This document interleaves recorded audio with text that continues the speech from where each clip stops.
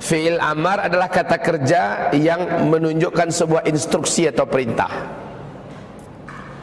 Jadi ini fi'il mudhari'. Untuk apa tadi fi'il mudhari', Ibu? Kata kerja yang menunjukkan sekarang dan yang akan datang. Allah berfirman di ayat ini, hai orang-orang yang telah beriman, man yartadda minkum an dini, man yartadda, siapapun yang sedang murtad di antara kamu, an dinihi, dari agamanya. Sedang ya. Yang kedua kegunaannya untuk yang akan datang. Hai orang-orang yang telah beriman, siapapun yang akan murtad di antara kamu dari agamanya, pasti Allah akan ganti kamu yang murtad itu dengan yang tidak murtad. Yang ciri-cirinya adalah 1, 2, 3, 4 yang ada di dalam ayat. Nah, ibu sekalian, maksud saya bukan untuk mengupas ayat ini, bukan. Tema kita hari ini apa, Bu? Itu dia tema kita hari ini, ya. Menjadi ahli tauhid di akhir zaman. Lalu apa hubungannya kita bacakan ayat ini? Hubungannya adalah jangankan orang Islam biasa, sedangkan orang Islam yang sudah sampai ke tingkat mukmin saja, di ayat ini Allah sebutkan peluangnya untuk murtad itu ada. Betul tidak? Hai orang yang telah beriman, siapa yang sedang murtad atau yang akan murtad di antara kamu, ya kan? Bapak Ibu, ibu-ibu sekalian yang kami muliakan, lihat ini ayat Allah Subhanahu wa taala menyebutkan siapa yang sedang murtad atau yang akan murtad di antara kamu. Nah, kita hidup di akhir zaman sekarang. Ibu tahu level manusia itu dibagi oleh Allah dalam Al-Quran kepada 3 tingkatan. Tingkat yang paling rentan dan paling berbahaya adalah tingkat seorang muslim. Ini masih level yang sangat lemah nih, tapi masih umat Nabi, insya Allah masuk surga. Insya Allah masuk surga. Hanya banyak mampirnya dulu. Kalau di alam kubur dia dihampiri oleh malaikat azab, disiksa dulu. Di padang mahsyar urusannya berat, hisabnya lama, tersiksa dulu. Ke surga sih ke surga, tapi mampir dulu di neraka. Berapa lama terserah Allah, tergantung pada berapa banyak dosanya. Ini level umat Nabi yang tingkat imannya baru sebatas seorang muslim. Ya, di atasnya ada level yang disebut dengan mukmin. Mukminun ini sesuai dengan bahasanya seperti yang Allah firmankan di Al-Quran surat 6 ayat 82, ya. Orang ini Allah jamin aman, dia di dunia ini sudah aman. Aman dari apa? Aman dari azab Allah Subhanahu wa taala. Di dunia dijamin aman. Akhir hayatnya insyaallah husnul khatimah. Di alam kuburnya nyantai di taman surga sambil menunggu kiamat. Di padang mahsyarnya diperlakukan oleh Allah istimewa daripada kebanyakan manusia, di mana dia mengalami hisab tapi tertutup dari orang banyak, dan lamanya hisab itu seperti kamu di dunia merasakan jarak antara asar ke maghrib, sebentar saja. Setelah itu digiringlah orang ini menuju ke titian, dan di titian dia pasti selamat. Jadi di padang mahsyar dia diperlakukan istimewa, tidak diazab, tidak disiksa, tidak menderita, hisabnya ringan, tertutup dari orang banyak, dosa-dosanya diampuni, kemudian dia diantarkan ke titian, dia meniti dengan cepat sampai ke seberang, masuk surga. Maka level ini sudah level aman. Hah? Saya mau tanya pada ibu-ibu semua, masih ingat nggak Bu kajian kita tentang masalah ini dulu? Masih lupa? Kita udah lama nggak ngaji Pak Ustadz. Dengan Pak Ustadz Zul udah ada 1 tahun ya Bu ya?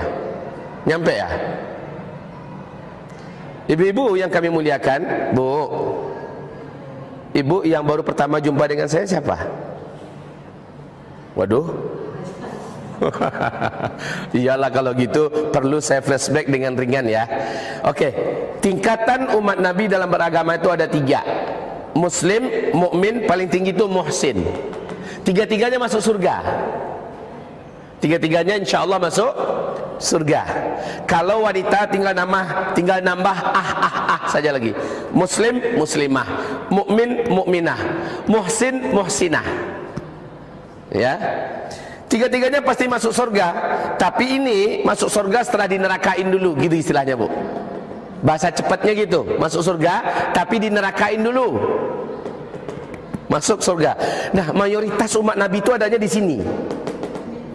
Adanya di sini. Ciri khasnya apa? Dia sudah syahadat. Dia beriman dengan seluruh isi Al-Quran, dengan hadis-hadis Nabi. Tapi banyak larangan-larangan yang Allah haramkan masih dia buat dalam hidupnya. Dan mati sebelum tobat. Masih banyak perintah-perintah Allah yang dia tidak kerjakan, padahal dia mampu mengerjakannya. Termasuk salah satunya menutup aurat. Coba lihat, muslimah-muslimah Indonesia ini banyak enggak? Seberapa sih yang pakai jilbab? Ya kan? Seberapa sih? Ini contoh saja. Muslim-muslimah kita banyak enggak? Banyak, tetapi yang sholat berapa, yang enggak sholat lebih banyak. Betul tidak Bu?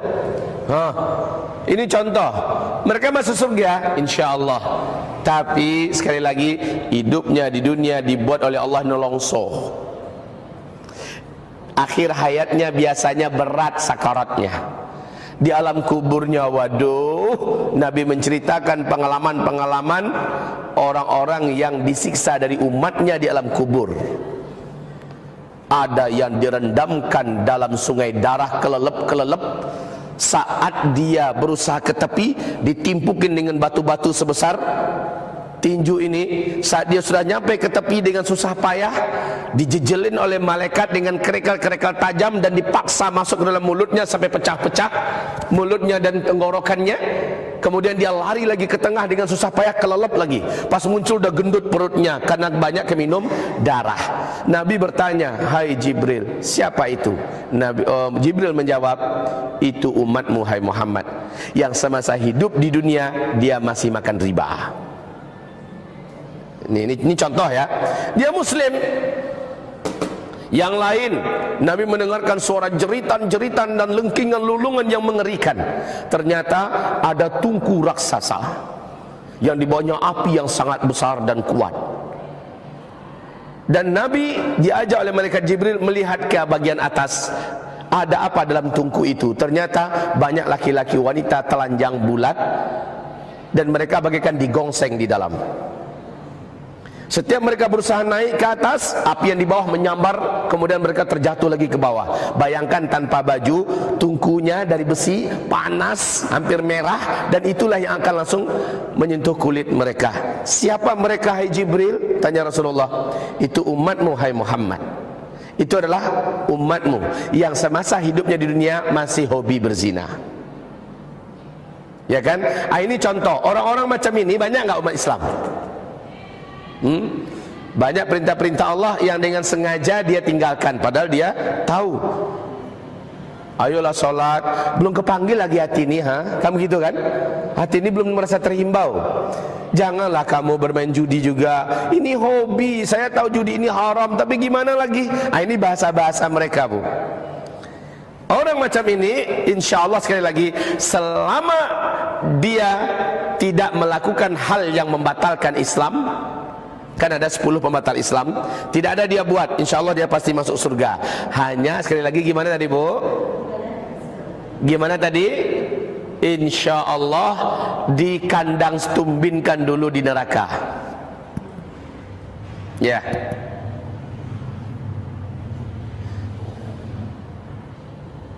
Yang kedua, yaitu mukmin. Nah, ini level aman.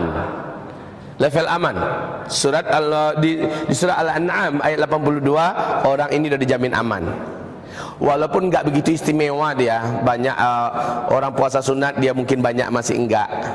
Orang bisa tahajud dia masih banyak enggak. Orang kuat bersedekah dia masih agak pelit-pelit sikit, ya. Dan masih banyak amalan sunatnya yang tipis. Tapi orang ini, baik laki-laki atau wanita, semua yang wajib-wajib dia buat. Semua yang haram-haram, seluruh dosa-dosa besar dia tinggalkan. Ini aja kuncinya dulu. Dan ini sudah level mukmin.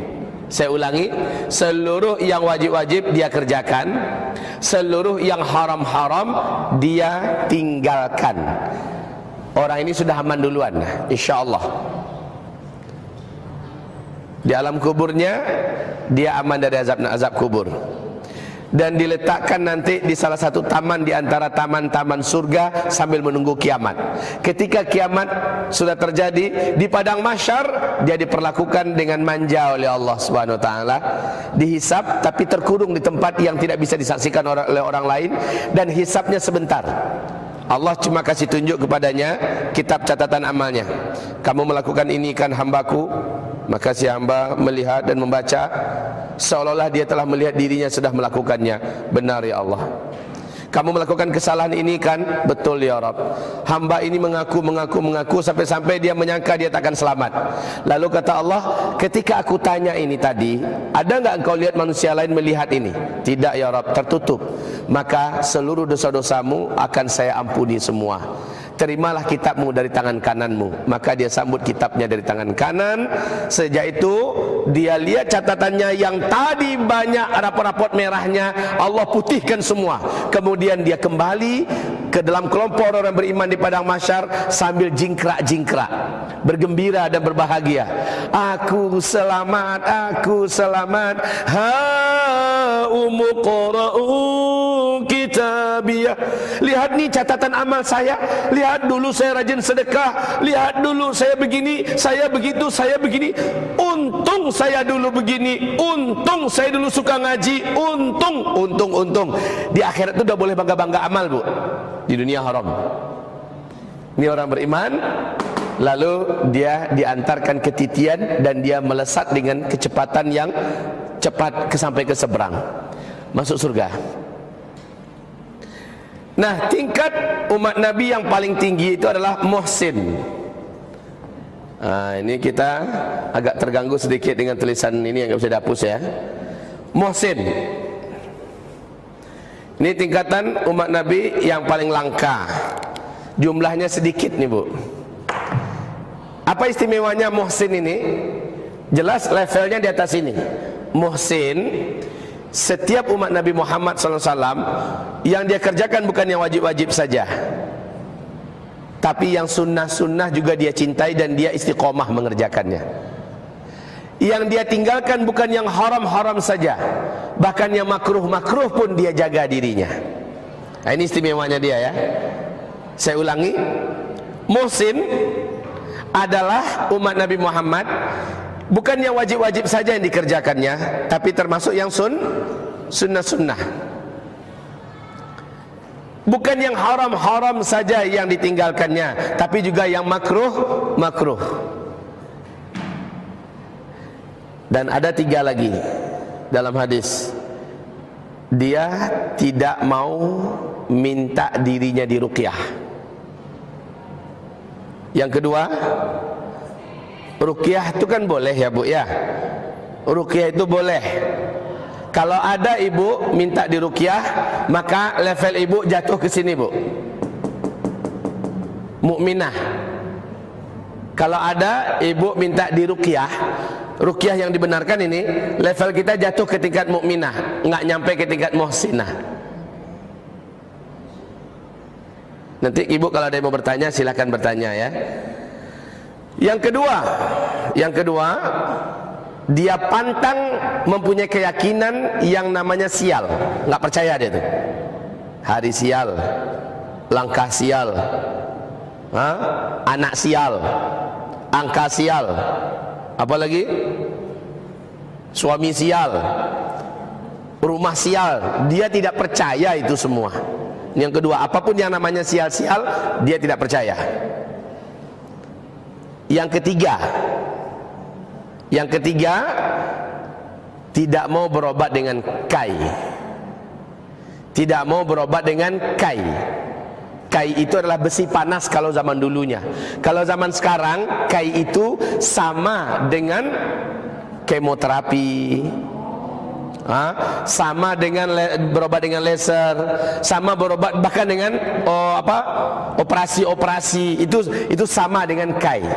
Berobat dengan kai itu bukan haram, saya tidak mengatakan itu haram ya, tetapi khusus orang yang seperti ini levelnya, dia akan menghindarkan dirinya dari berobat dengan kai.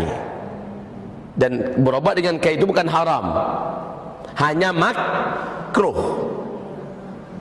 Baik, ibu-ibu sekalian yang kami muliakan, istimewanya apa sih orang yang ini? Istimewanya adalah dia di dunia menjadi wali Allah.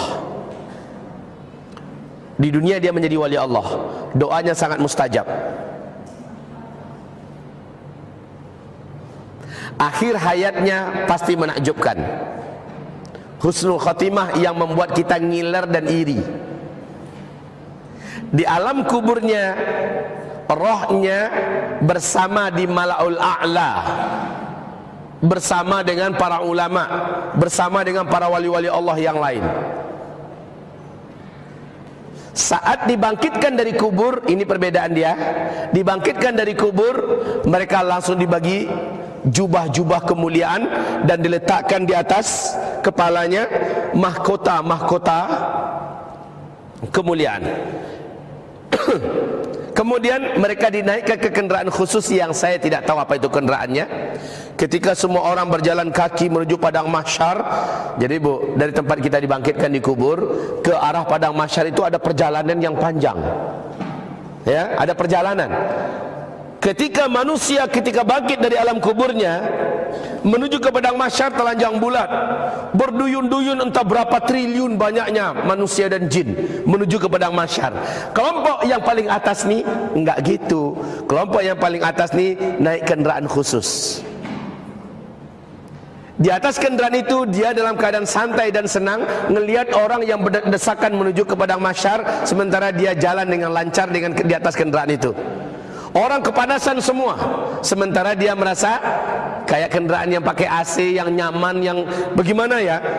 Sampai di padang mahsyar, apa yang diperlakukan Allah kepadanya? Kalaulah kita orangnya itu Bu ya, di padang mahsyar dia ternyata hanya numpang lewat aja Bu, nggak dihisap. Enggak dihisap. Pernah enggak dengar cerita dari hadis Nabi akan ada yang masuk di antara umatku ke dalam surga tanpa hisap? Pernah dengar enggak itu? Ini kelompok pertama itu orangnya. Tanpa hisap. Jadi di padang mahsyar ngapain? Numpang lewat doang. Ada pintu khususnya. Dan Nabi melihat dari kejauhan dengan malaikat Jibril di sebelahnya. Nabi melihat dari kejauhan. Sementara orang yang menuju ke padang mahsyar jauh lagi, jauh, sangat jauh. Sementara mereka udah dekat, udah masuk ke hamparan padang mahsyar dan bercahaya bagaikan terbitnya sinar matahari terangnya mereka itu. Rasulullah bertanya, "Hai Jibril, siapa itu?" "Itu umatmu hai Muhammad." "Umat saya?" "Iya." "Apa istimewanya mereka?" "Mereka akan masuk surga tanpa hisab." Jadi mereka tidak diapa-apakan di padang mahsyar ini? "Tidak hai Muhammad." "Maka berapa jumlah mereka?" Malaikat Jibril memberitahu jumlah mereka hanya 70.000 orang. Ada peluang nggak kita dapat tuh Bu? Kalau hanya 70.000 Bu, kalau hanya 70.000 jumlahnya, sedikit pun nggak ada peluang untuk kita. Kenapa? Karena kata Nabi, "La tasubbu ashabi." Kamu jangan coba-coba mencaci sahabat saya. Seorang sahabat saya, kata Nabi, kalau kamu berani berinfak satu gunung Uhud emas, kalau kamu berani berinfak satu gunung Uhud emas, belum bisa iman kamu itu menandingi seujung kuku iman sahabat saya. Nah, waktu Nabi meninggal, sahabat berapa jumlahnya? Waktu Nabi meninggal, berapa jumlah para sahabat? Beda-beda nih. Ada sejarah yang mengatakan 120.000 orang, ada sejarah mengatakan 114.000 orang, ada sejarah mengatakan 124.000 orang. Intinya para sahabat itu di atas ratusan ribu. Lah, yang masuk surga tanpa hisab berapa orang tadi? 70.000. Makanya saya katakan tadi, peluangnya untuk kita kayaknya betul-betul. Jadi gelengnya bukan gini lagi dong. Gelengnya bukan geleng kecil lagi, udah geleng gede. Ketika Nabi mengabarkan cerita ini, seorang sahabat langsung berdiri, ya Rasulullah, doakan kepada Allah agar saya masuk di antara satu orang yang dari 70.000 itu. Maka Nabi mendoakannya. Setelah itu Abu Bakar juga berdiri, ya Rasul, saya juga mau dong, doain juga saya agar saya masuk di antara satu di antara 70.000 itu. Kata Rasul, sayang, stop mendoakan agar masuk ke dalam 70.000 itu, cuma satu orang saya dikasih oleh Allah, dan kamu sudah didahului oleh kawanmu yang ini. Sorry Abu Bakar, kamu usahakan sendirilah ya. Coba lihat, kelas Abu Bakar saja suruh diusahakan sendiri. Tapi Bapak Ibu yang kami muliakan, selama ada manusia yang mampu mengusahakannya sendiri, maka peluangnya untuk kita pasti ada. Masalahnya kita dikunci oleh jumlah yang hanya 70.000. Sahabat-sahabat Nabi di atas ratusan ribu ketika Nabi meninggal. Oke. Lalu apa yang terjadi? Nabi segera sujud kepada Allah. Kata Rasulullah, aku pun sujud. Nabi sujud dengan sujud yang lama dan dalam. Lalu Allah berfirman, hai Muhammad, qum fas'al tu'tah. Bangkitlah dari sujudmu, apa yang kau mau pasti akan diberikan. Dan Allah Maha tahu Nabi Muhammad itu maunya apa. Hanya saja Allah menjadikan ini cerita agar dapat dipahami oleh hamba-hambanya di dunia ini. Lalu Nabi berkata, ya Rabb, hambaku yang taat-taat, yang soleh-soleh, yang istimewa-istimewa di dunia sampai hari kiamat itu banyak. 70.000 mah terlalu sedikit, tambahkan ya Rabb, tambahkan ya Rabb. Maka Allah kabulkan, hai Muhammad, doamu saya kabulkan. Setiap 1.000 orang dari yang 70.000 itu dibenarkan membawa 70.000 yang lain. Nah, silakan dikali-kalikan berapa jadinya. Kan tadi 70.000 cuma. Sekarang dengan doa Nabi di padang mahsyar, setiap 1.000 orang dari 70.000 itu membawa 70.000 yang lain. Silakan dikali-kalikan. Nah, yang biasa-biasa ngitung uang nih, udah ketemu?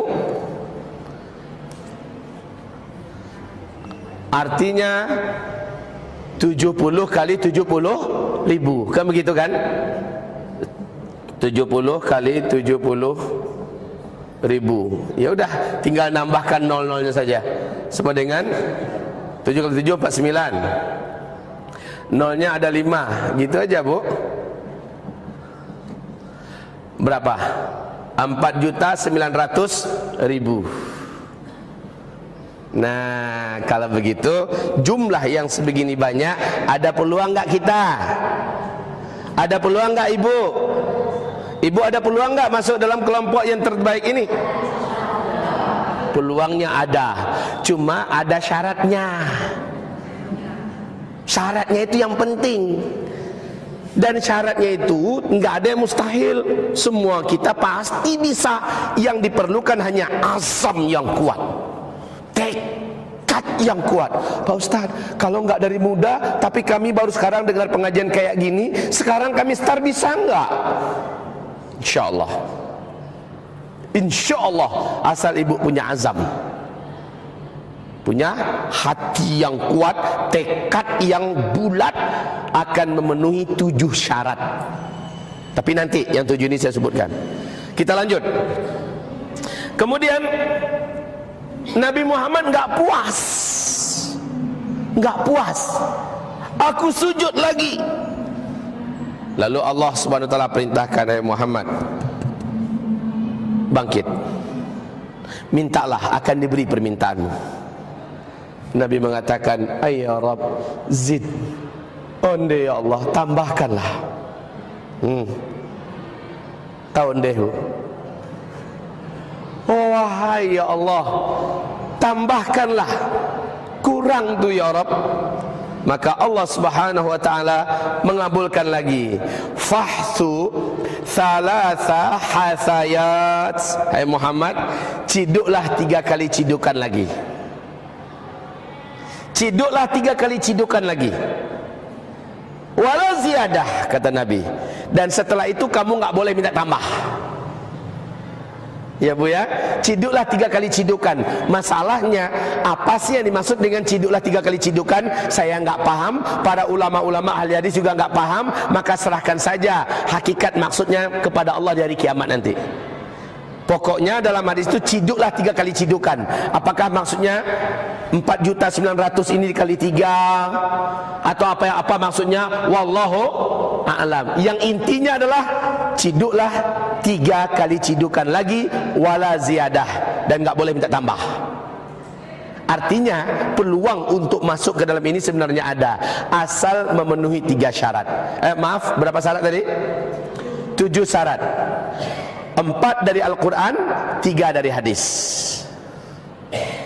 Saya pernah sampaikan ini loh di Masjid At-Taqwa. Saya ingat apa yang sudah saya sampaikan. Ya, mana ibu-ibu kami yang sering ke At-Taqwa? Saya ingat bunda kami yang jilbab biru, pasti ini sudah hadir dulu nih. Ya,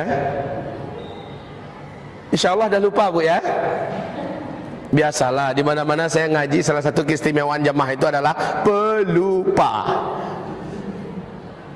Istimewanya kita mau ngaji, lupa diingatin kembali, ya kan? Lupa diingatin kembali. Inilah istimewanya orang nggak ngaji. Gimana nggak pernah ngaji?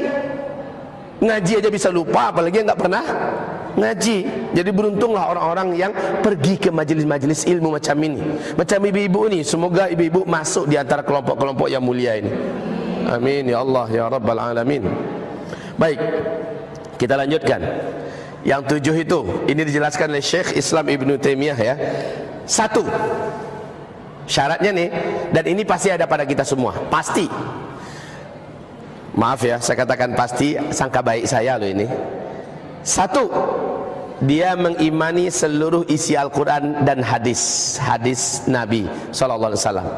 Dia mengimani seluruh isi Al-Quran dan hadis Nabi SAW. Ini yang pertama.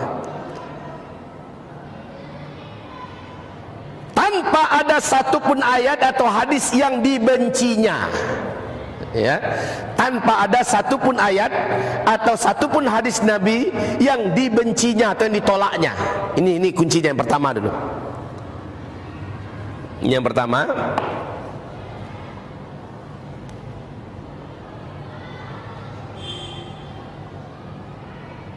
ada nggak sama ibu ini?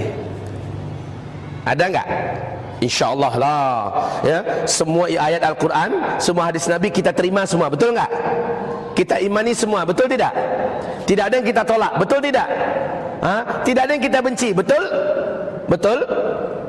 Ya, berarti yang pertama ini ada. Tapi ingat, kalau ada satu saja ayat Allah yang kita tolak, ada satu saja hadis Nabi yang kita benci, maka orang ini batal langsung.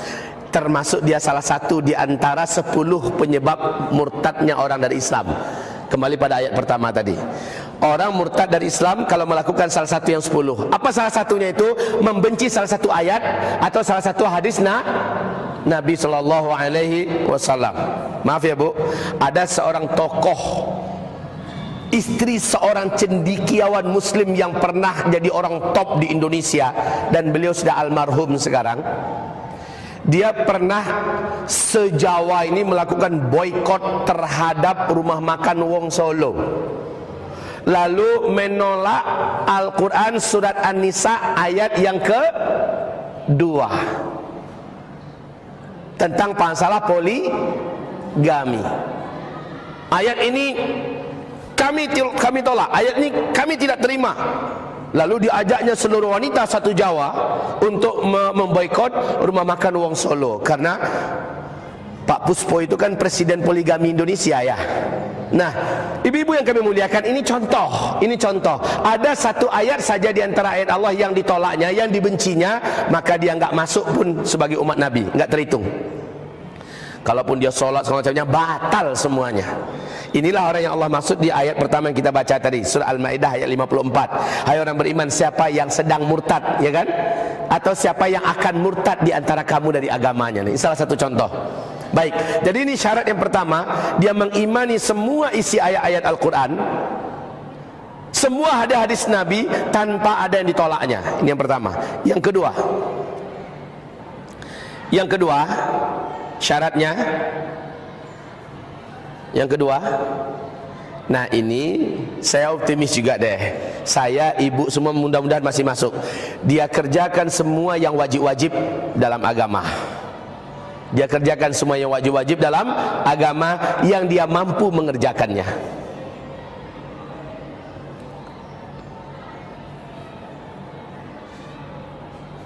Dia kerjakan semua yang wajib-wajib dalam agama yang dia mampu mengerjakannya. Ibu salat mampu nggak, Bu? Salat 5 waktu dan ibu sudah kerjakan. Ibu pas Ramadan, masa-masa muda-muda kuat dulu, dan sekarang masih mampu nggak? Ternyata ibu mengerjakannya. Ibu haji mampu nggak? Mampu, ya. Bagi yang kaya-kaya mampu, ternyata kita kerjakan. Bagi yang miskin-miskin tidak mampu, maka tidak wajib baginya, ya kan? Jadi yang wajib-wajib dia kerjakan semua yang dia mampu mengerjakannya. Ini yang kedua. Masih yang kedua, seluruh yang haram-haram, seluruh dosa-dosa besar dia tinggalkan. Ini syarat yang kedua. Seluruh yang haram-haram, seluruh dosa-dosa besar dia tinggalkan. Kita tidak mau makan riba, kita tidak mau melepaskan jilbab, kita tidak mau berzina, kita tidak mau berjudi, kita tidak mau makan bangkai orang dengan cara menghibahnya, kita tidak mau menipu, bersumpah palsu, kita tidak mau melakukan apa-apa yang haram dalam agama. Coba lihat, Bu, dalam buku Al-Kabair 70 dosa-dosa besar, dari 1 sampai ke 70 seluruhnya kita tidak berani mengerjakannya. Oke. Syarat kedua ini kira-kira sanggup nggak kita, Bu? Masih sanggup nggak? Masih. Ini masih dalam garapan kita. Tapi yang ketiga, Bu, jujur saja, kayaknya yang ketiga ini mulai tersaring orangnya. Yang ketiga, syarat yang ketiga dari Al-Quran berapa syaratnya tadi? Ada 4, ya. Yang ketiga, dia istiqomah, dia mencintai dan istiqomah mengerjakan amalan-amalan sunnah. Istiqomah, dia istiqomah mengerjakan amalan-amalan sunnah. Dia, barusan saya tadi, Bu, di jalan dari airport. Saya kan baru pulang dari Semarang nih. Kemarin saya ngisi di kantor pusat Telkom. Terus baru pulang, saya ditelepon oleh seorang ibu yang dengar pengajian malam tadi. Pak Ustadz, terima kasih banyak atas pencerahannya, betul-betul banyak terasa pada diri kami, terasa perubahan di hati kami dan keluarga kami, sangat terima kasih, bla bla bla bla bla. Dan dia bertanya, Ustadz, tunjukkan kepada saya, bisa nggak Ustadz? Mumpung saya di taksi kan nyantai itu. Silakan, Bu, apa yang ibu tak mau tanya? Amalan-amalan apa yang paling besar pahalanya yang saya bisa kerjakan, Ustadz? Saya katakan 1, 2, 3, 4. Alhamdulillah itu udah, Ustaz. Sekarang apa amalan yang lain? Mande. Apa amalan yang lain? Apa amalan yang lain? Dia tanya. Maka saya katakan, Bu, ini buat, ini buat. Lihat ini rakusnya orang dengan amalan sunnah. Rakusnya. Ini tipe orang yang muhsin. Ya. Jadi amalan sunnah itu dia cintai, Bu. Dia cintai amalan sunnah itu dan dia istiqomah, walau sedikit, nggak apa-apa. Ibu biasanya tahajud ibu bisa 5 rakaat, biasanya tahajud ibu bisa 7 rakaat. Sekarang karena ibu kecapean, maka ibu pastikan malam ini saya nggak sanggup nih tahajud, Bu, saya witir aja 1 rakaat. Lebih mending daripada orang sekali tahajud langsung 11 rakaat, habis 3 jam, kemudian 3 tahun nggak tahajud. Yang bagus itu ahabbul a'mali 'indallahi adwamuha wa in qalla. Orang yang paling dicintai oleh Allah amalannya adalah yang terus menerus dia beramal walaupun sedikit. Ya Bu ya. Terus menerus. Ibu baca Al-Qur'an sehari Ibu berapa baris? Hah? Satu halaman. Kadang satu ain, kadang dua ain. Oh, kadang-kadang satu ain, kadang-kadang dua ain, enggak tentulah pokoknya. Tapi tiap hari ada. Itu yang penting. Tiap hari ada. Itu yang penting. Bukan berapa jumlah banyaknya yang paling Allah cintai, tapi siapa yang tiap hari continue. Walaupun hanya satu ayat, dua ayat, tapi tiap hari buka Al-Quran. Beda ya dengan yang mengulang hafalan, dengan yang membuka Al-Quran. Ini beda. Kalau ulang hafalan berarti yang beribadah cuma ini dan akalnya saja. Tapi kalau ketika dia membuka matanya, tangannya ikut beribadah.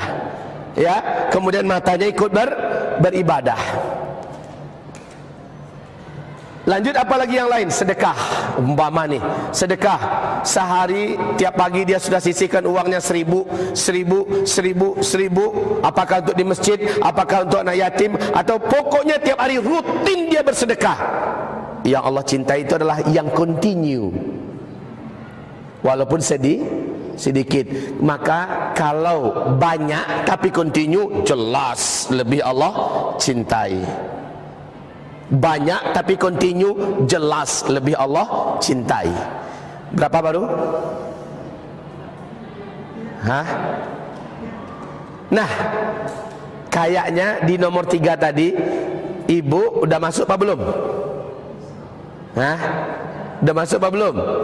Coba hitung-hitung amal-amalan sunnah yang disunnahkan oleh Rasulullah. Apakah kita sudah ketahui semua dan kita sudah mengerjakannya dengan cinta sampai sekarang? Sudah apa belum? Kalau saya mau jujur. Ya, saya nggak tahu gimana ibu-ibu. Kalau sudah kalah saya sama ibu. Kalau saya, waduh, ketika lagi semangatnya iman, tahajud tiap malam dibuat. Tapi ketika iman saya yang ngedol, iman saya yang ngelempem, satu malam itu nggak tahajud saya. Dan itu bukan semalam dua malam, berbulan-bulan. Hah? Sampai begitu Pak Ustadz? Kalau sekarang gimana Pak Ustadz? Sekarang lagi naik-naiknya nih, lagi hobi-hobinya tahajud. Begitulah iman itu turun naik. Jadi kalau saya jujur saja, ini pribadi saya ya, tingkat muhsin itu belum nyampe dah. Kenapa? Amalan-amalan sunnah saya banyak yang masih angin-anginan. Kadang-kadang duha, kadang enggak. Ya. Dalam hari ini saya ada bersedekah, beberapa hari saya tidak bersedekah. Padahal peluang saya bersedekah tiap hari itu ada. Satu hari bahkan saya ada sampai tidak baca Quran. Ini saya loh Bu, saya nggak katakan ibu loh. Ya, artinya saya untuk masuk ke peluang muhsin ini mesti dan perlu azam yang kuat. Sekali saya buat, saya terus lakukan. Ketika saya tidak lakukan, saya merasa ada yang hilang pada hari ini, ada yang kurang dalam satu hari ini. Begitu. Kalau kita dengarkan sejarah orang soleh dulu Bu, ada yang satu dari pagi itu dia nangis saja. Ketika ditanya ke sahabatnya, ente kenapa dari tadi nangis melulu? Jawabannya, malam tadi saya ketiduran, saya nggak tahajud.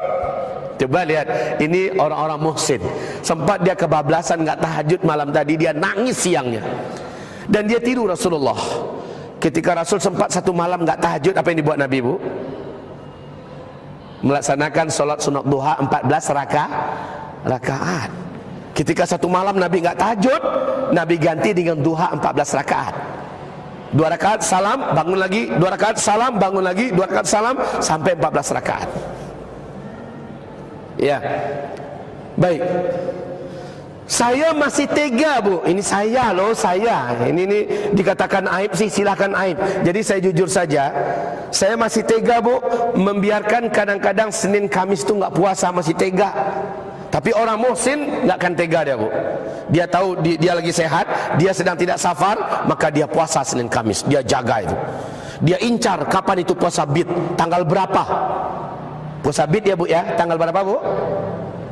Tanggal berapa puasa bid? 13, 14, 15 setiap bulan Hijriah. Dia incar itu. Oh, bulan Maret ini tanggal berapa jatuhnya tuh? Dia incar banget. Dan dia tidak mau ketinggalan tiap bulan. Sebab apa? Pahalanya Masya Allah kan. Siapa yang puasa bid 3 hari berturut-turut itu dianggap oleh Allah dia puasa 1 bulan penuh. Masya Allah. Kalau tiap bulan dia buat, dianggap sepanjang tahun dia puasa terus. Masya Allah ya kan. Jadi ibu-ibu baru 3. Ayo gimana? Ibu udah masuk apa belum? Akan jujur kan? Berarti kita sama dong. Tapi bisa nggak kira-kira kita kalau kita usahakan bisa nggak? Yes, ini dia. Saya katakan perlu azam yang kuat. Kalau dia berazam, dia pasti bisa. Yang keempat. Dan yang keempat ini bukan sesuatu yang mustahil nih, bisa juga. Jujur saja saya di yang keempat ini pun masih gugur. Apa yang keempat? Dia berusaha menjauhi dan meninggalkan yang makruh. Ya Bu, semua yang makruh, bukan hanya makanan saja. Makanan makruh itu apa Bu? Kita semua paham lah. Jengkol, petai, durian, yang bau-baunya keras gitu loh. Yang makruh. Nah, yang enak-enak ya. Saya Bu, durian tuh nggak nyari. Tapi kalau dikasih orang pantang Bu. Pantang nolak. Iya, jengkol juga begitu. Wah, saya kalau ditanya, masuk ke restoran, ada jengkol Pak? Sorry, nggak akan mau saya nanya gitu. Tapi kalau dihidangkan orang jengkol, apalagi dapat tipe jengkolnya yang enak, itu saya nggak nolak. Nah itu dia. Sedikit kan boleh. Intinya kan nggak haram. Tapi orang yang tipe muhsin ini saya katakan, apapun yang makruh dia akan tinggalkan, dia akan jauhi. Bukan hanya makanan, termasuk cara bawaan hari-hariannya. Apa diantara yang makruh? Ngobrol lama-lama, ngalur ngidul, cerita tentang ini makruh tuh. Nah, orang yang tipe muhsin ini tidak akan mau seperti itu. Apalagi yang makruh? Contoh di pakaian. Pakaian-pakaian apa yang makruh? Dia akan baca syariat. Oh, ternyata pakaian begini ini makruh. Baik. Apalagi makruh sifat. Ya, sifat-sifatnya makruh. Oh, Ustaz, adakah sifat-sifatnya makruh? Kenapa tidak? Contohnya mudah emosi, cepat buruk sangka, susah memaafkan. Betul enggak? Penyimpan dendam. Itu makruh semua itu. Nah, ibu-ibu yang kami muliakan, jadi meninggalkan seluruh yang makruh sekuat-kuatnya. Afwan, bukan yang haram saja yang dia tinggalkan, seluruh yang makruh dia tinggalkan. Oke, 4 sudah. Ayo, mana di antara kita yang kira-kira lulus dalam keempat-empat ini? Belum ada? Sama berarti kita. Ibu semuanya sama dengan saya. Maaf. Coba ibu tanyakan ustaz-ustaz kita yang mulia, guru-guru kita yang terhormat, ada nggak sifat-sifat ini terkumpul pada mereka? Saya juga ragu Bu.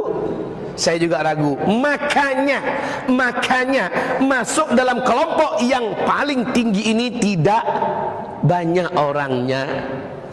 Tapi untuk jadi orangnya nggak mesti jadi ustadz, nggak mesti jadi ulama, jadi pak kiai. Orang biasa juga bisa kok, asalkan dia melengkapi 7 syarat. Yang 3 kan sudah kan? Yang 3 kan sudah tadi. Tidak mau minta diruqyah, iya kan? Terus apa lagi tadi?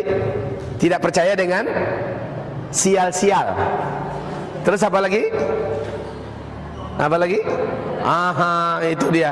Tidak mau berobat dengan kai. Baik.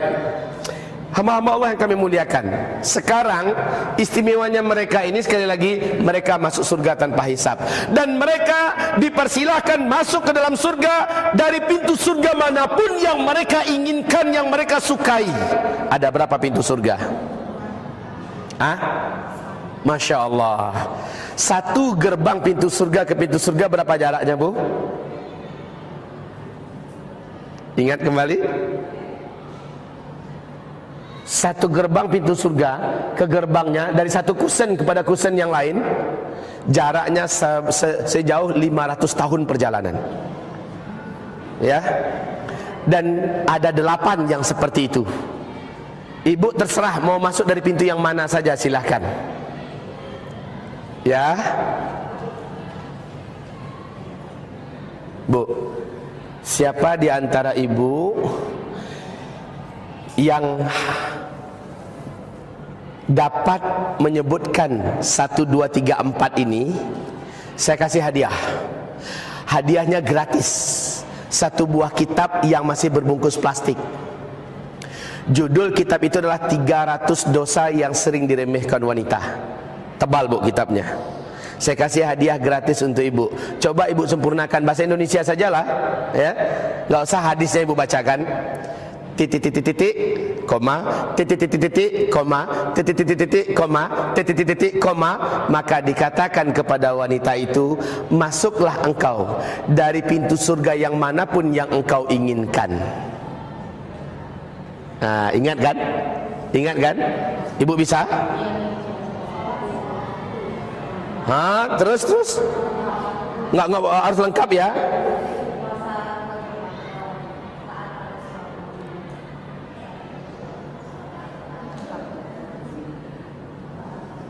Satu lagi. Ayo. Enggak boleh ditolong. Jangan call the family, enggak boleh. Kurang satu. Hampir saja rezeki ibu. Bu yang kami muliakan, ibu sudah benar. Tapi karena enggak lengkap, maka belum rezeki. Ya. Ada yang bisa menyempurnakan, tapi setelah disempurnakan enggak rezeki juga ya untuk beliau ya. Enggak. Bukan di situ, Bu. Dia satu hadis, satu kesatuan hadis tuh. Ayo, ibu sudah benar salat 5 waktu, kemudian puasa Ramadan, kemudian taat pada suami. Satu lagi.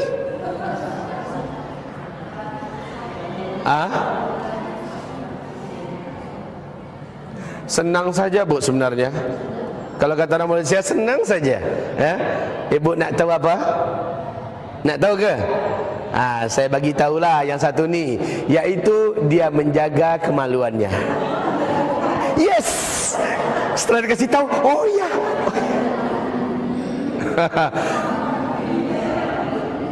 Gantung gitu, Ibu ya. Baik, ibu-ibu yang kami muliakan, dikatakan kepada wanita ini, masuklah engkau ke dalam surga dari pintu manapun engkau mau. Ya.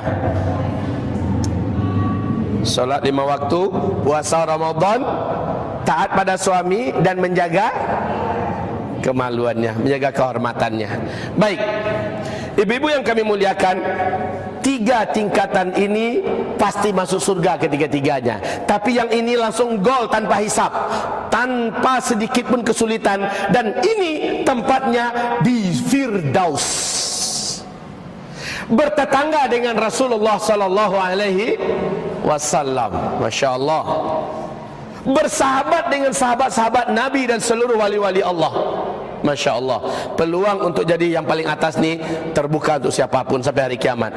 Tapi level kedua, mukmin sudah dijamin masuk surga, dijamin tidak akan merasakan azab, tidak di dunia, tidak di alam kuburnya, tidak di padang mahsyar, apalagi di neraka. Pasti masuk surga. Mukmin, tapi dia dihisab.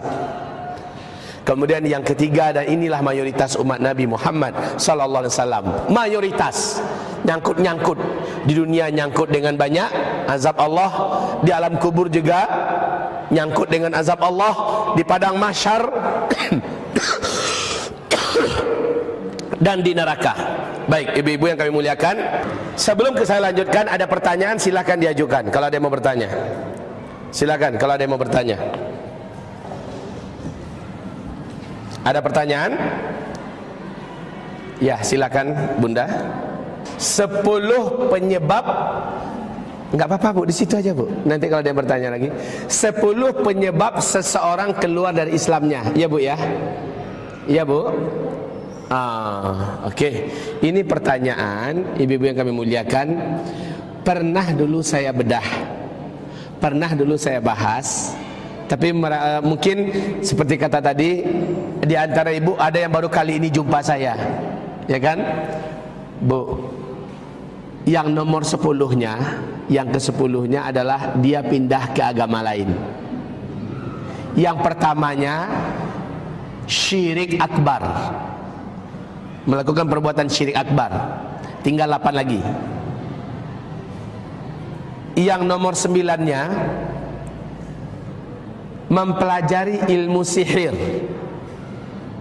mengajarkan ilmu sihir dan mempraktekkan sihir. Mempelajari, mengajarkan, mempraktekkan ilmu sihir. Ya. Alhamdulillah, jazakallah khair. Pucuk ada cinta lampun tiba. Dalam kondisi sekarang ni kita merindukan Bu air minum. Bismillah. Yang keduanya menjadikan antara dirinya dengan Allah perantara. Udah 4 baru ya. Ustaz kok kayak gitu sih caranya? 1, 2, 10, 8 10, 9. Kenapa enggak urut-urutan aja? Saya mau serahkan pada ibu-ibu yang masih ingat. Siapa tahu ibu bisa sempurnakan Bu. Ibu kami silakan Bu, bisa ibu sempurnakan? Baru 4, udah saya tolong 4. Oke, saya tolong lagi. Yang kedelapannya membantu orang kafir atau orang musyrik dalam memerangi kaum muslimin. Nih, batal syahadat orang ini ya Bu ya. Murtad dia langsung. Membantu orang kafir atau orang musyrik dalam memerangi orang Islam. Ini yang ke-8. Yang ketiga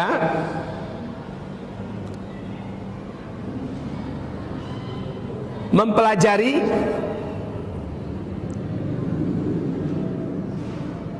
dan menganggap lebih baik ajaran selain yang dibawa oleh Nabi Muhammad SAW. Umpamanya menganggap Konghucu itu juga bagus, bahkan lebih baik daripada Islam. Menganggap Kristen itu agamanya bagus, bahkan lebih baik daripada Islam. Menganggap Yahudi itu bagus, bahkan lebih baik daripada Islam.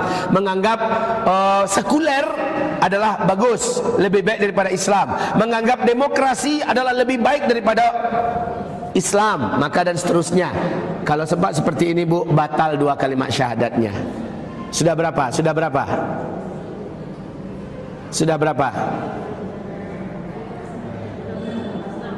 1, 2, 3, 8, 9, 10. Sekarang tinggal 4 lagi. Masa ibu nggak ingat yang 4 lagi? Yang keempat menolak salah satu di antara ayat-ayat Al-Quran atau hadis-hadis Nabi. Nah, yang tadi kita sampaikan, batal langsung syahadatnya Bu, keluar dari Islam tuh. Menolak salah satu di antara ayat-ayat Al-Quran atau hadis-hadis Nabi.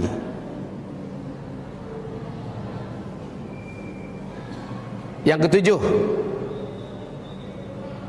ketujuh membenci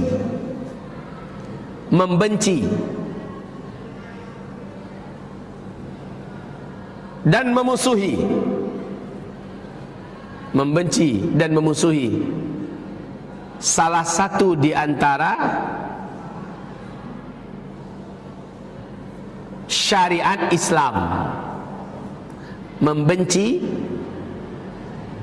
atau memusuhi salah satu di antara syariat Islam. Contoh Contoh, ibu masih ingat dengan satu kabilah yang dikatakan kafir oleh seluruh sahabat gara-gara apa? Menolak membayar zakat. Padahal mereka masih syahadat loh bu. Mereka masih syahadat, mereka masih puasa, masih sholat, mereka mau haji. Yang lain-lain mereka mau kecuali zakat. Mereka tolak, ya. Bahkan mereka benci. Maka ibu-ibu sepakat seluruh sahabat mengatakan murtad dia. Oke, sudah berapa?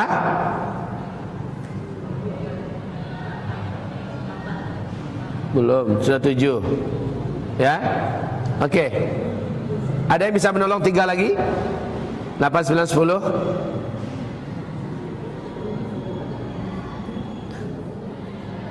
Oke, saya lanjutkan. Biar cepat, saya lanjutkan. Ibu-ibu yang kami muliakan,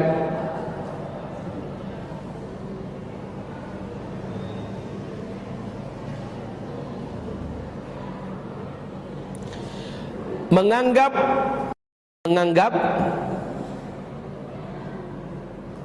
ada ajaran yang lebih baik daripada ajaran yang turun dari langit. Menganggap ada ajaran yang lebih baik daripada ajaran yang turun dari langit. Sudah 8. Nah sekarang yang nomor 5 dan 6-nya lagi. Pas di tengah-tengah, ya. 1, 2, 3, 4 sudah. Kemudian 7, 8, 9, 10 sudah. Tinggal nomor 5 dan 6.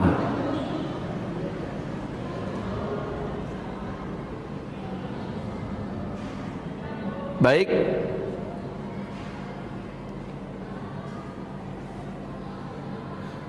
Biasanya bu, kalau ibu lihat di buku-buku tauhid itu pasti ada itu. Ibu pasti punya buku-buku tauhid kan? Buku tauhid Saleh Fauzan Ali Fauzan, ibu punya. InsyaAllah ibu bisa lihat itu semua. Kalau ibu ketemukan dalam buku Minhajul Muslim, Mizanul Muslim, ibu akan temukan juga keterangan ini, penjelasannya secara rinci, ya. Bahkan di kitab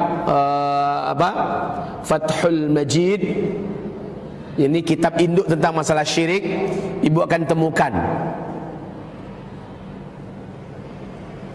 Baik. Yang 5 dan 6 ini kita jadikan PR kita, karena saya menurut urutannya juga tidaklah hafal. 5 dan 6 jadikan PR. Ibu boleh kejar saya dengan SMS. Ustaz, nomor 5, 6 Ustaz, InsyaAllah saya lihat rujukan kembali.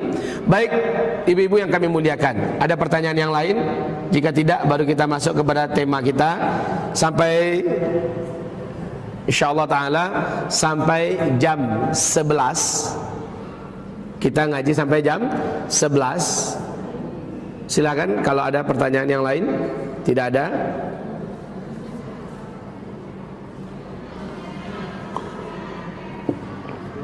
Nah, oke. Jika tidak ada, ibu yang kami muliakan, kita hidup di akhir zaman. Ibu percayakan? Ibu percaya kita hidup di akhir zaman? Dengarkan hadis sahih Muslim berikut ini. Apa kata Rasulullah sallallahu alaihi wasallam? Orang yang hidup di akhir zaman, iman mereka sangat mudah hilang. Paginya dia masih beriman, sorenya dia sudah kafir. Sorenya dia masih beriman, besok paginya dia sudah kafir. Saking beratnya ujian yang ada di dunia, dia rela menggadaikan agamanya. Dan Nabi mengatakan, mayoritas dari umat saya di akhir zaman yang akan murtad, yang akan keluar imannya dari dalam dadanya, yang akan beriman kepada Dajjal saat Dajjal itu datang adalah kaum wanita. Makanya kajian ini saya pilihkan menjadi ahli tauhid di akhir zaman. Bagaimana agar ibu bisa mempertahankan tauhid ibu, apapun ujian yang datang mendera, apapun musibah, bagaimanapun bentuk musibah itu, ibu pertahankan tauhidnya walaupun sampai meninggal dunia.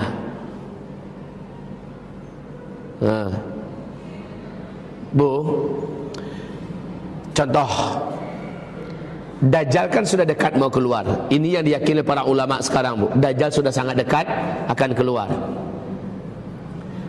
Ketika Dajjal keluar, aura negatif dari kekuatan magic, black magic yang dimiliki oleh Dajjal ini akan menyebar langsung. Tidak ada satu negara pun yang dia masuki kota besarnya, melainkan orang-orang yang hidup di situ akan semacam tersedot ingin keluar dari rumahnya dan ingin berjumpa dengan Dajjal. Dan kata Rasul, siapa yang berjumpa dengan Dajjal, dia pasti kafir kepada Allah. Hilang langsung imannya. Sekuat apapun iman di dadanya, saat dia melihat Dajjal, maka saat itu hilang imannya, dia langsung sujud kepada Dajjal. Ini bahaya kalau kita tidak punya iman yang kuat, tauhid yang benar. Dan tauhid yang benar inilah yang akan saya sampaikan kepada ibu-ibu semua insyaallah taala. Saya percaya, Bu, ibu pasti sudah pernah belajar. Mungkin sudah 2 ustaz, 3 ustaz ibu dengarkan tentang masalah tauhid. Tapi saya ingin kuatkan hari ini bagaimana ibu memperjuangkan tauhid ini walaupun dengan nyawa. Walaupun dengan nyawa saya siap lepaskan. Seperti siapa contohnya? Sumayyah. Ya, seperti Sumayyah yang meninggal dunia gara-gara mempertahankan tauhidnya, dibunuh oleh majikannya. Seperti Masyitah, ya, yang mempertahankan imannya walaupun dia akhirnya dibunuh. Maka persiapkan diri ibu memiliki iman yang semacam ini. Dan itu tentu saja dibekali dulu imannya seperti apa, tauhidnya seperti apa. Makanya saya kasih judul menjadi ahli tauhid di akhir zaman. Apalagi sekarang sebentar lagi akan ada pemilihan pemimpin. Ya, akan ada pemilihan pemimpin di Indonesia, di Jakarta, segala macamnya. Bagaimana ahli tauhid memilih pemimpin? Kalau ibu terlibat dalam pemilihan, maka seperti pemimpinnya seperti apa yang harusnya dipilih. Ini berkaitan dengan tauhid loh. Tapi ketika tauhid ibu hambar, ketika tauhid ibu lemah, maka kita tidak akan punya filter untuk memilih. Pokoknya orang ini jujur, pokoknya orang ini amanah, pokoknya orang ini tegas. Udahlah kita pilih dia. Sementara apa agamanya? Apa dampaknya bagi Islam di masa yang akan datang dan seterusnya, enggak peduli dia, enggak urusan. Ini menandakan rapuhnya iman. Ini menandakan lemahnya tauhid orang ini. Ibu-ibu yang kami muliakan,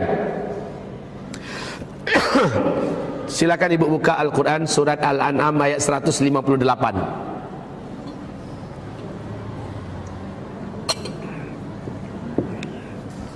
Buka Al-Quran surat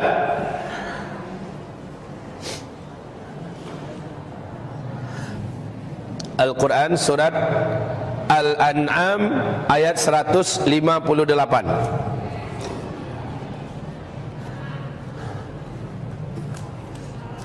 Sama-sama kita lihat.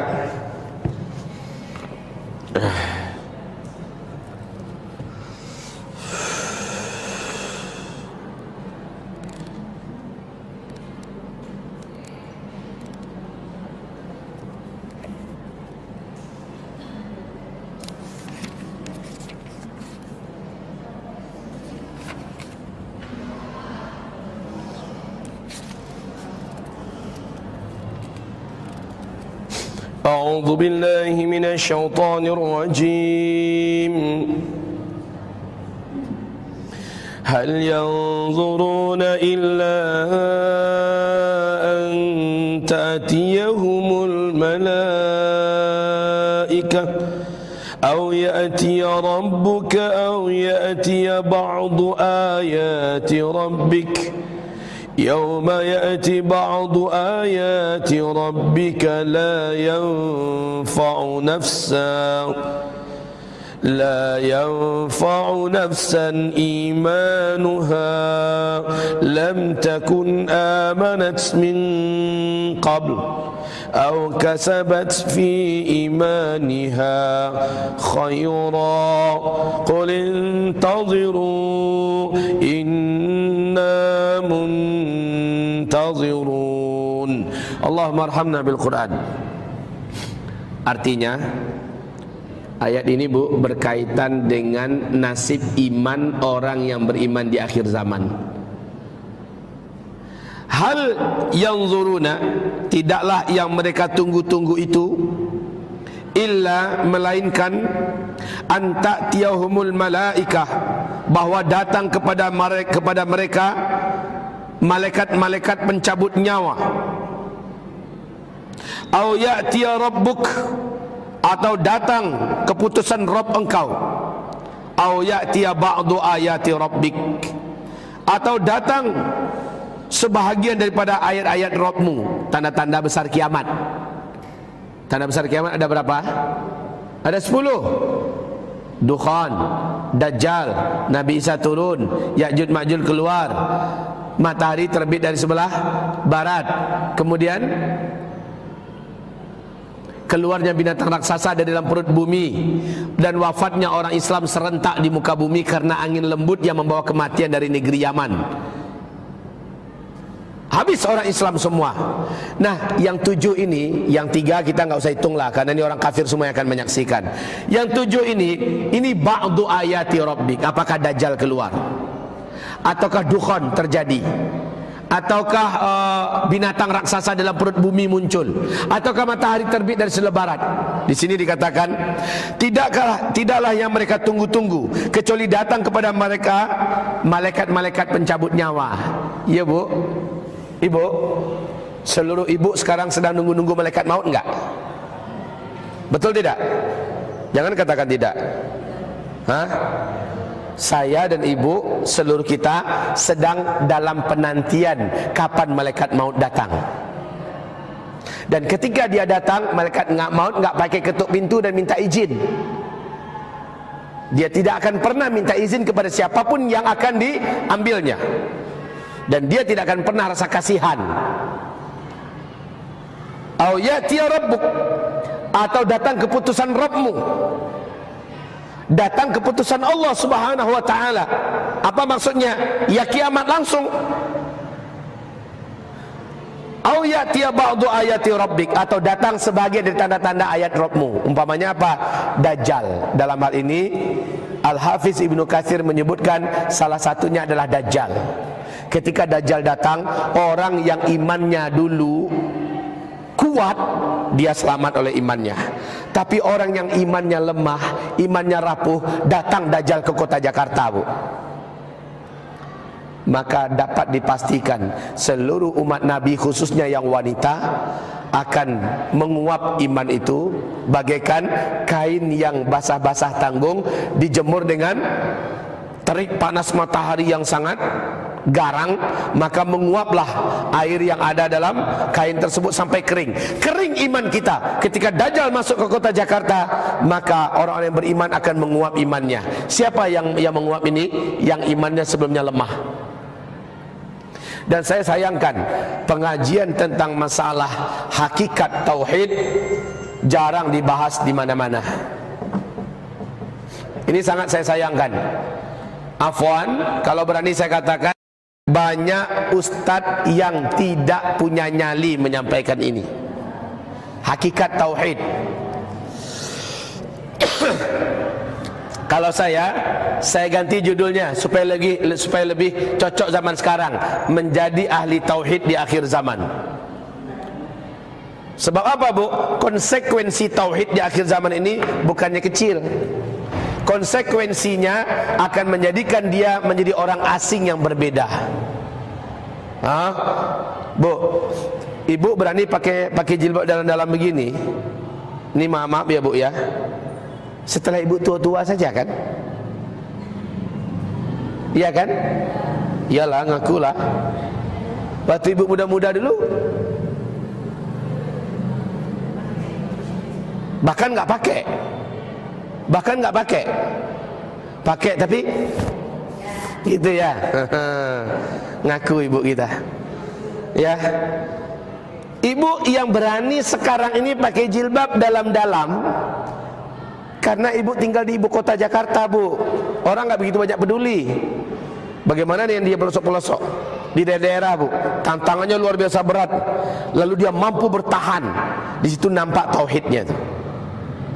Di situ nampak tauhidnya, diuji. Waduh, Bu, kalau di Jakarta ini banyak orang siapa lu siapa gue, iya kan? Apa urusan lu?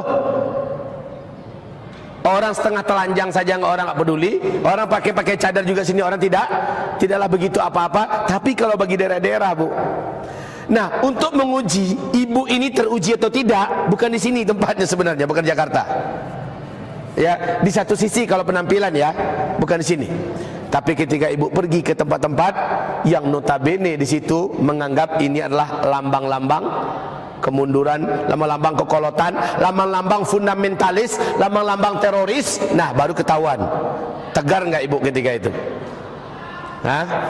Di kota-kota di mana orang-orang hidup semuanya bergantung dengan ekonomi ribawi, ternyata ibu mengelola usaha ibu murni walaupun kecil-kecilan dan ditawarkan oleh para rentenir, ditawarkan oleh bank-bank agar memakai dana-dana riba, dan ibu menolaknya. Baru teruji tauhid ibu. Menguji tauhid itu, Bu, ketika ada tantangan. Lihat, kita pertahankan nggak prinsip kita. Itu teruji itu tauhidnya. Nah, bagaimana supaya kita bisa memiliki tauhid yang seperti ini? Bagaimana supaya saya mampu menunjukkan dan membuktikan di hadapan Allah Subhanahu wa taala? Simpel saja. Ibu lihat di dalam Al-Qur'an surat Al-Baqarah ayat 214.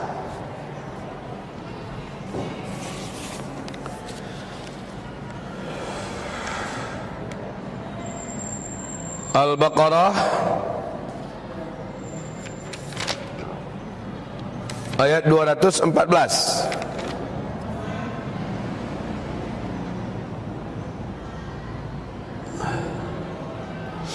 أم حسبتم أن تدخلوا الجنة ولما يأتكم مثل الذين خلوا من قبلكم مستهم البأساء والضراء وزلزلوا حتى يقول الرسول والذين آمنوا معه متى نصر الله ألا إن نصر الله قريب.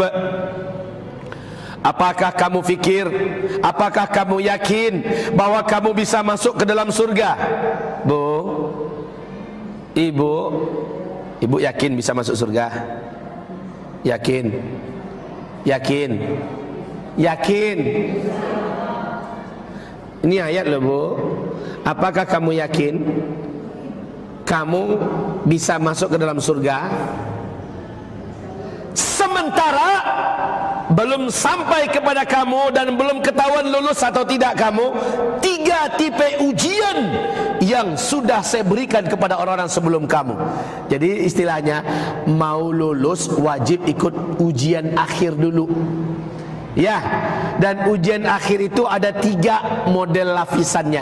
Lapisan yang pertama baksa, lapisan yang kedua darra, lapisan yang ketiga zulzilu. Hari ini yang mencoba dan sedang mengenyam beratnya ujian ini, contohnya Rohingya, contohnya Syria, contohnya Yaman, contohnya Irak, contohnya Palestina, ya, contohnya Shishan, contohnya Mesir, contohnya ya, ibu dengarkan, Bu, bagaimana perkembangan kaum muslimin di sana sekarang ini. Baksa, darra, zulzilu. Ujian iman. Mereka lulus sebagiannya, sebagian yang lain mereka tidak lulus. Indonesia, Bu, belum. Ujian iman belum lagi sampai kepada kita. Yang baru kita rasakan selama ini adalah ujian hidup, dalam artian amru minal khawfi wal ju' wa naqsi minal amwal anfusi wath thamarat wa basyiris sabirin. Ujian-ujian hari-harian, Bu, ya. Kelaparan, kehausan, wafatnya keluarga, ya. Kemudian gagal panen, ekonomi yang macet, ya kan? Itu ujian-ujian hari-harian. Dan itu belum lagi tes ujian iman, Bu. Yang ujian iman ini baksa, darra, zulzilu. Oke, Bu, ini pintu surga, ini gerbang surga. Gerbang surga, ya. Menuju gerbang surga ini, seseorang harus meniti jalan yang dikhususkan untuk itu. Di jalan ini, ibu-ibu yang kami muliakan, ada 3 pintu khususnya. 1, 2, 3. Pintu 1, pintu 2, pintu 3. Pintu 1 ini namanya baksa. Baksa. Pintu 2 namanya dharra. Dan pintu 3 namanya zulzilu. Bu, masuk akal enggak? Mendadak saja ibu nyampe langsung di pintu surga tanpa melewati ini. Masuk akal enggak? Enggak ada akal yang bisa terima. Enggak mungkin, Bu. Tidak mungkin ibu sampai ke Jawa Tengah ibaratnya, sementara ibu tidak mau menempuh jalannya menuju ke Jawa Tengah. Jalannya menuju ke surga itu adalah baksa, dharra, zulzilu. Apa yang dimaksud dengan baksa, dharra, zulzilu? Apapun yang dimaksud oleh para ulama ahli tafsir, keseluruhannya membuktikan tauhid. Dan ingat, kita hari ini hidup di akhir zaman. Orang yang hidup di akhir zaman, jenis baksanya lebih berat daripada baksa-baksa yang sebelumnya. Jenis dharra yang akan kita hadapi lebih berat daripada dharra sebelumnya. Jenis zulzilu yang akan kita hadapi ke depan jauh lebih berat. Sampai-sampai kata Nabi, orang-orang beriman lewat di dekat kuburan. Orang yang beriman nih lewat dekat kuburan, dia berkata, aduhai kiranya kalau saya yang ada dalam kuburan itu, alangkah enaknya hidup ini. Alangkah senangnya orang-orang dalam kuburan itu. Saking beratnya orang beriman hidup. Dan itu sebentar lagi ya Bu ya. Alhamdulillah, semoga saja ibu-ibu diwafatkan terlebih dahulu oleh Allah sebelum menghadapi hari-hari terberat, Bu. Jangan diminta-minta, Bu. Jangan diminta-minta. Tapi ketika dia datang, minta kepada Allah, wahai yang memiliki langit, wahai yang memiliki akhirat, wahai penggenggam dunia, wahai penguasa bumi, ketika musibah engkau datangkan, musibah akhir zaman, jadikanlah hamba termasuk ahli tauhid yang bertahan. Jadikanlah hamba termasuk ahli tauhid yang bertahan. Seorang sahabat pernah minta kepada Rasulullah, ya Rasul, boleh enggak saya berdoa dengan doa minta mati duluan, karena khawatir iman saya akan gugur. Kata Nabi, enggak boleh. Wa in kana labud, seandainya tidak dapat tidak, kamu harus berdoa juga. Maka isi doanya seperti ini. Mudah-mudahan ada yang sudah hafal. Terjemahnya begini, ya Allah, ilmumu mengetahui segala sesuatu dengan secara sempurna. Ya Allah, jika engkau dengan ilmumu mengetahui hidup hamba ke depan ini adalah buruk untuk hamba, maka wafatkanlah hamba dalam keadaan hamba masih beriman kepada engkau. Dengan ilmumu yang maha mengetahui segala sesuatu, jika hari ke depan hamba itu lebih buruk buat hamba dan bisa murtad hamba pada hari-hari itu, ya Allah, ya, maka wafatkanlah hamba dalam keadaan hamba masih beriman kepada engkau. Tapi jika hidup hamba ke depan itu masih baik, masih bertahan iman hamba, maka hidupkanlah hamba dan kuatkanlah iman hamba ya Rabbal Alamin.